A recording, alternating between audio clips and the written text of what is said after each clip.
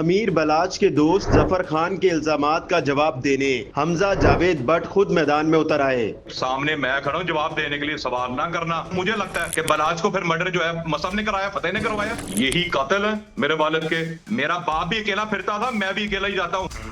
अमीर फतेह जो मकतूल जावेद भट्ट के कत्ल में नामजद मुल्जिम है, उनकी जमानत हाई कोर्ट से मंजूर हो गई है। इस वक्त इस पर बात करने के लिए हमारे साथ मौजूद हैं हमजा जावेद भट्ट। हमजा, ये बताइएगा कि अब आप केस को आगे कैसे लेके चलेंगे और क्या समझते हैं कि इन्वेस्टिगेशन टीम जो थी वो मुकम्मल तौर पर शवाहिद अदालत में फराम नहीं कर सकी थी इस केस के हवाले से, जो अमीर फतेह की जमानत मंजूर हो गई?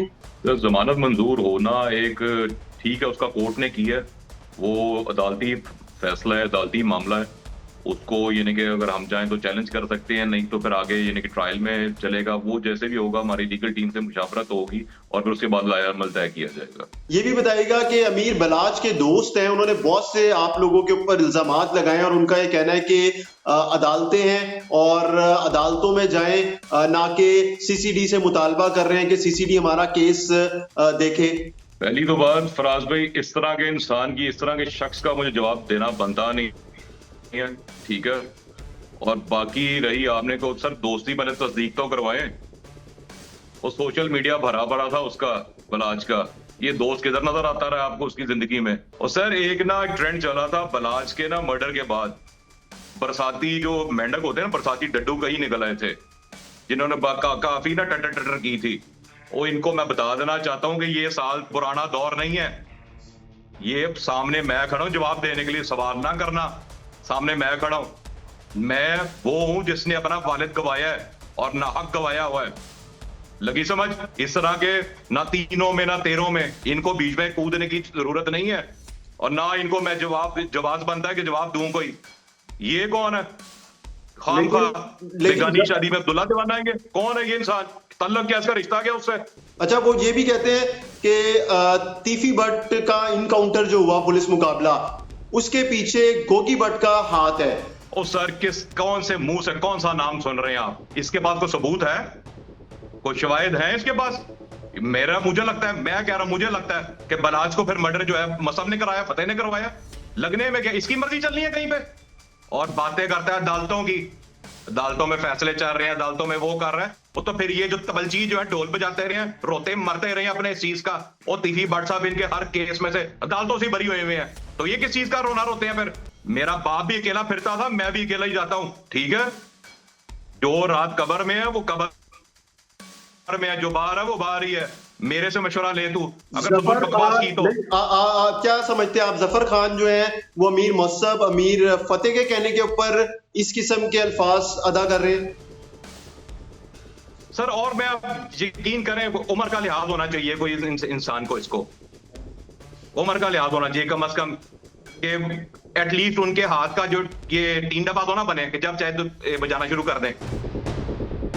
जफर खान कहते हैं कि अमीर फतेह जब आपके वालिद के ऊपर हमला होता है तो उस जगह पर मौजूद ही नहीं थे, ना उन्होंने गोलियां चलाई। तो सर इसके कहने ना कहने से क्या है जी? अदालती कार्रवाइयों की ये बातें कर रहा था, अदालत में जाके बात करें। और ये कौन है सर सवाल करने वाला? और ये जिसको जवाब दिए जाए है कौन? वो कहता है कि मुझे तकलीफ हो रही है उस खानदान को अगर कोई कुछ कहता है तो।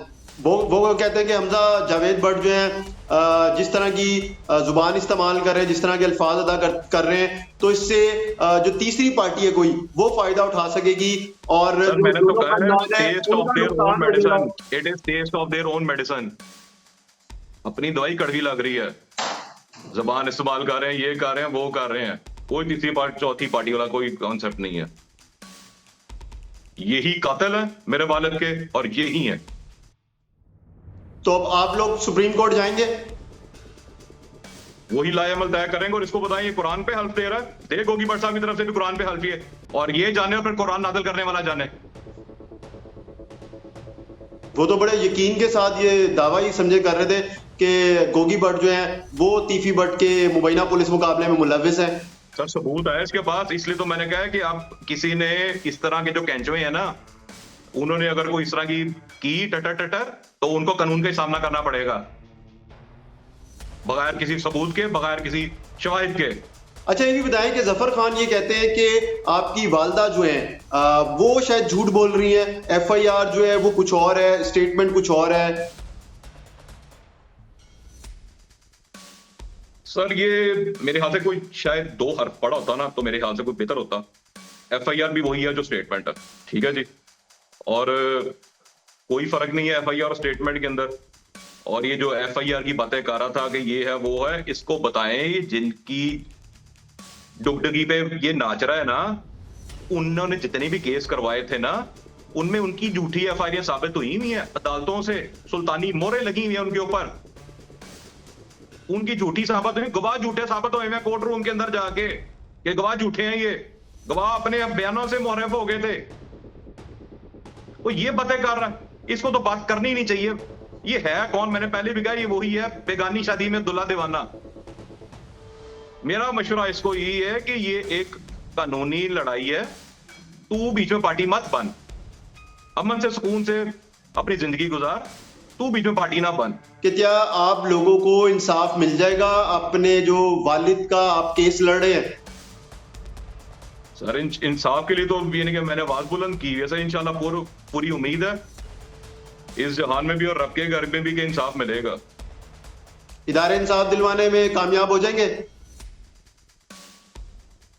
सर इंशाल्लाह जी, इदारे भी दिलवाएंगे और अदलिया से भी इंसाफ मिलेगा।